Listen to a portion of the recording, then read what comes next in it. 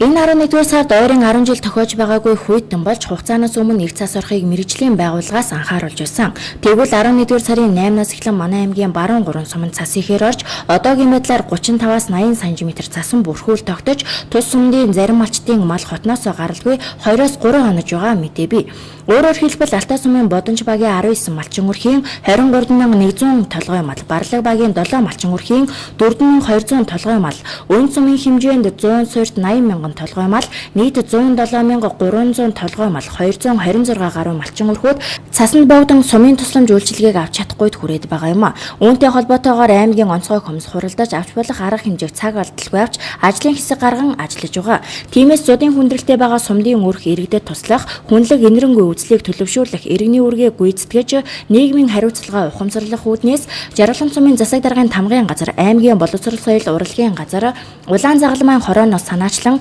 сайхан сэтгэл сайн үйлсийн төлөө хамтдаа хүмүүнлэгийн аяныг Жаргалан сумын нутаг дэвсгэр дээр үйл ажиллагаа явуулж буй төрийн болон төрийн бус байгууллага аж ахуйн нэгж иргэдийг хамруулан энэ сарын 21-ний өдрөөс эхлүүлээд байна. Баруун 3 сумын үйлчлэлтэй холбоотой цас их усанд бол сумдын малчтад бид нэр өөр хүн болгон, иргэн болгон, аж ахуйн нэгж болгон энэ сайхан сэтгэлийн аяны хүрээнд тэр хүмүүстэй сэтгэлийн дэм өгж их баг ихгүй энэ одоо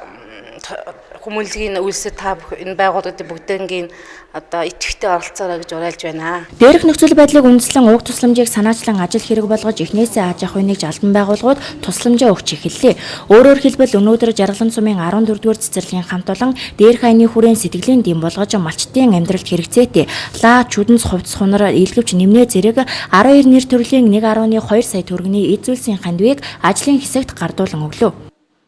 Мянган бяцхан хүүхэд багчуудыгаа төлөөлөж бусад одоо сургууль цэцэрлэг хамт олон та бүхнийг одоо энэ аянд идэвхтэй оролцож бусад одоо ядарч байгаа мал харан зутарж байгаа энэ ард түмэнд өөрсдийнхөө сэтгэлийн дэмийг өгч энэ зод турхан энэ байгалийн одоо гамшигт үзэгдлийг бүгдээрээ хамтдаа даван туулаж мөн одоо энд хинэн ч хэнийгээ гэхгүй өөрийнхөө сэтгэлээрээ одоо бүгдээрээ тослоно гэдэгт би та бүхэндээ итгэж байна. Энэхүү ажил нь зуд боллоо хандив тусламж үзүүлээч хэмээн гадагшаа хүсгээс илүүтэйгээр ховдын ард түмэн үүсэн нөхцөл байдал хүндрэл бэрхшээлийг нэн төрөн орон нутгатаа шийдэж нөхцөл байдалтай тохирсон арга хэмжээг авч бие биедээ туслах аяныг өрнүүлж байгаа нь шаардлагатай үед нэг нэгэндээ туслаж чаддгийн нэгэн жишээ болж байгаа юм а.